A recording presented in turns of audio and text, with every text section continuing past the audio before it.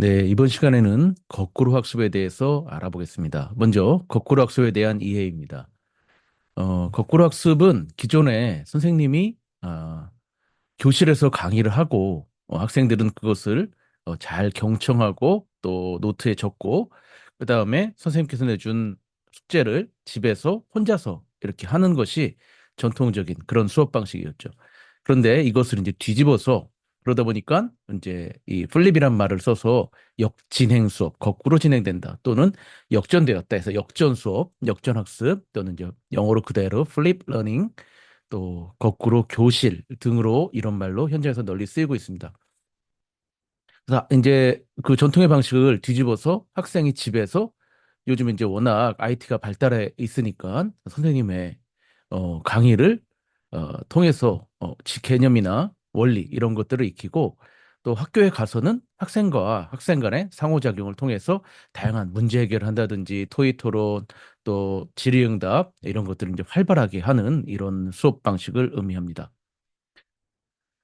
수업을 왜 거꾸로 뒤집냐면은 이제 베이커라는 미 공대 교수인데 95년도에 미리 본인이 강의할 슬라이드를 웹사이트에 공개를 했어요. 그래서 학생들이 미리 이것을 가지고 학습을 하도록 한 다음에 그 다음에 이제 수업에서는 직접 이제 실습을 한다든지 여러 가지 학습자 참여형 그런 수업을 진행했죠.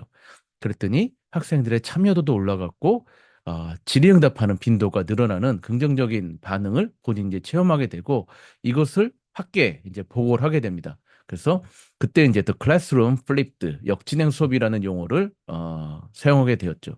물론 뭐 그 전에도 이런 방식의 수업을 사용한 분이 있겠지만은 이분이 이제 공식적으로 그것을 확인하고 학계에 보고를 하면서 이제 이 플립이란 말이 유행을 하게 됩니다.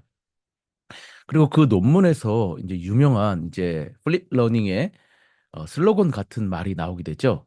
강단 위의 현인, 세이지 온 더 스테이지로 남을 것이냐, 아니면은 그 강단에서 스테이지에서 내려와서 학생 옆으로 가서 객석의 안내자가 될 것이냐라는 화두를 던지게 됩니다. 그 전에는 교사가 내가 많은 것을 알고 있으니 학생들은 듣고 적고 외우라 이런 굉장히 고압적인 자세였다면은 여기서 이제 내려와야 되겠죠. 그래서 학생 옆으로 갑니다. 예, 수평적인 관계로 이동을 해서 학생들이 가르침을 깨닫고 또 지식을 구성하고 하는 때 옆에 가서 이제 가이드가 되는 것이죠. 예. 거꾸로 학습은 어떻게 적용하냐면은, 원리 중에 우리가 좀 알아야 될 것이 이게 단순히 물리적인 공간을 뒤집는다기보다 굉장히 또 거기에 들어가 있는 중요한 의미가 있습니다. 첫 번째 이제 고등인지 학습 과정인데요. 우리 여기 보면 이제 그 교육 목표 분류 체계 여러분들 잘 아시는 그 6가지가 있습니다. 기억부터 장안까지. 그런데 이것이 동일하다기보다는 물론 이제 기억이 뭐 더 뒤떨어졌다, 뭐 장안이 고급이다, 뭐 이렇게 천편일률적으로 얘기할 수는 없지만 그래도 기억과 이해는 교실 밖에서 선생님의 원리 설명으로 또 개념 설명으로 이렇게 이해됩니다. 이것은 교실 밖은 이제 주로 이제 집이 되겠죠. 그래서 영상 강의를 통해서 이 가 활동이 이루어지게 됩니다. 그다음에 이제 다가음이한 거는 뭐 선생님의 전달식 강의 없이 학생이 스스로 메타인지를 활용해서 이제 하는 거게 되겠죠. 그래서 사실적, 개념적, 절차적 지식에 대해서 기억하고 이해하는 것은 얼마든지 학생이 스스로 선생님의 영상 강의를 통해서 또 영상 강의 장점이 천천히 들을 수도 있고 반복해서 들을 수도 있고 그죠? 예. 그다음에 또 수준에 맞게 여러 개를 제공할 수도 있고 그래서 제한된 시간과 물리적인 장소의 한계를 넘어설 수 있는 장점이 있기 때문에 그것을 가화 활동을 통해서 기억 이해를 하게 됩니다. 그다음에 이제 교실에 모여서는 그냥 100% 온라인으로 진행되는 것이 아니라 교실에 모이는 게 의미가 있죠. 거기서 이제 나 활동이 이루어지는데 그때 이루어지는 게 교실 안에서 적용하고 분석하고 평가하고 창안하는 조금 더 고등의 그런 인지 기능을 쓰는 그런 학습이 이루어지게 됩니다. 특별히 여기서 의미가 있는 것은 학습자 간 상호작용을 통해서 훨씬 더 머리를 써야 되는 이런 활동이 이루어지는 것이죠. 이게 이제 전통의 교실에서는 적용, 분석, 평가, 창안까지 하려면은 사실은 굉장히 힘들죠. 그러다 보니까 이것은 숙제로 내주게 되고 집에서 혼자 끙끙 씨름을 하다가 이 숙제를 해결하지 못하고 어려움을 겪게 되는데 교실 안에는 이것을 도와준 아까 얘기한 이제 교사 가이드가 있고 또 같이 협력할 학생들이 있게 되죠. 친구들이. 그래서 훨씬 더 의미 있는 활동이 일어나게 되는 것이 거꾸로학습의 첫 번째 의미입니다. 두 번째는 음, 이제 구성주의 관점에서 학습자 간의 상호작용이 촉진된다는 장점이 있습니다. 그래서 여기 학생 중심의 학습 이론과 또 교사 중심의 학습 이론이 또 같이 다 필요한데요. 여기서 먼저 이제 오른쪽 걸 보면은 이 컴퓨터 기술이 굉장히 발달되어서 네트워크도 발달되었고 그래서 얼마든지 교사가 쉽게 촬영을 할 수가 있고 이것을 여러 가지 플랫폼을 통해서 학생들과 공유를 할 수가 있게 됩니다. 이때는 주로 이제 뭐 직접 교수법이라든지 현시적 교수 방법을 통해서 직접 설명을 얼마든지 할 수 있고요. 또 여러 가지 자료를 통해서 또 시범을 또 보여줄 수도 있습니다. 그 다음에 이제 와서는 인간적인 상호작용이 필요하죠. 그래서 교실에서는 상호작용적 교실 활동을 하게 됩니다.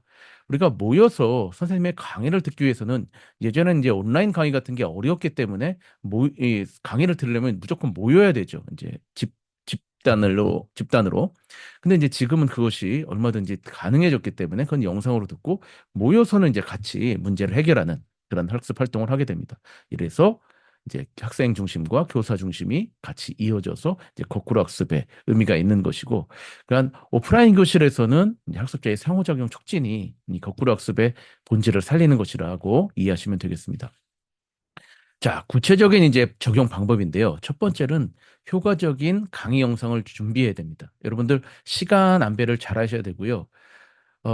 여러분들이 뭐 직접 아시겠지만 요즘 학생들이 호흡이 굉장히 짧습니다. 이 영상에 집중할 수 있는 호흡이. 그래서 똑같은 거라도 길게 뭐 2시간짜리 이렇게 만들고 하기보다는 조금 호흡을 잘라서 좀 짧은 영상으로 만들어주는 게 좋겠죠.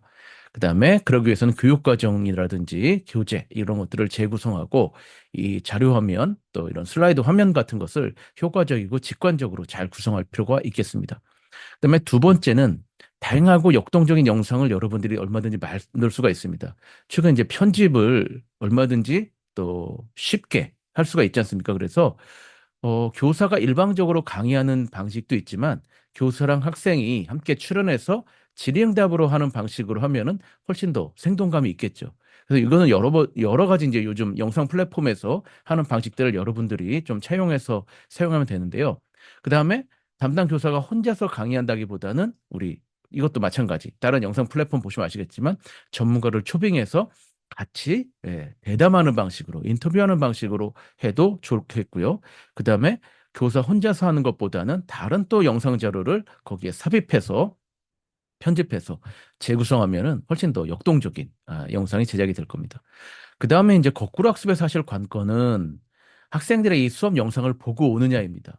근데 이것은 여러분들이 예상하겠지만은 또 잘 안 보고 오는 경우가 있습니다. 근데 일부 학생들이 안 보고 왔다고 해서 바로 오프라인 교실에서 학습자 간의 상호작용을 막 이제 촉진시키고 했을 때 못 보고 가는 학생은 이제 더 뒤떨어지게 되죠. 그래서 어떻게 하면은 시청을 이제 독려할 건데 거기 이제 여러 가지 노하우가 있습니다. 예를 들면은 숙제를 영상을 보고 요약을 해오는 숙제를 시킨다든지 아니면은 스피드 퀴즈를 하는데 이것을 이제 팀별로 게임 방식으로 해서 약간 이제 경쟁을 조장하는 것이죠. 그래서 스피드 퀴즈를 하면 이제 안 보고 올 수가 없도록 그래서 팀에 좀 민폐를 끼치게 되니까요. 그다음에 이제 우리 하브루타 방식에서 질문 만들기 하브루타 있잖아요. 그래서 의미 있는 질문을 하나씩 뽑아오는 거죠. 질문을 뽑으려면 당연히 영상을 봐야 되니까. 그래서 사전에 학생이 영상을 시청해 오는 것이 중요한 만큼 그것을 독려하는 이런 장치들이 필요합니다. 또 교실에서는 당연히 학생의 배움과 상호작용이 촉진되도록 여러 가지 교육적 의사소통을 해야 되겠죠. 그래서 교사와 학생, 특별히 학생과 학생 간의 의사소통이 촉진되도록 노력할 필요가 있습니다. 그다음에 문제 해결에 대한 맞춤형 지원이 필요합니다. 영상 수업은 가능하면 이제 중간 또는 중간보다 조금 낮은 수준으로 하면 좋겠고, 교실에서는 학습자 맞춤형 지원을 해야 될 텐데요. 이것이 바로 이제 어떤 개념을 좀 더 잘 알고 있는 친구들은 또 멘토 역할을 한다든가, 아니면 어떤 부분을 뺀다든가, 또 어떤 친구는 좀 부족한 부분이 있는 친구에게는 또 다른 영상을, 추가 영상을 제공한다든가, 또 새로운 어떤 학습 절차를 또 추가해 준다거나 해서 요 학습자 간의 어떤 이런 변화가 있도록 해서 개인 맞춤형으로 수업을 제공해 주는 것도 의미가 있겠습니다. 자, 이렇게 해서 굉장히 잘 활용하면은 매우 효율적인 그런 거꾸로 학습에 대해서 살펴보았습니다. 예, 수고 많으셨습니다.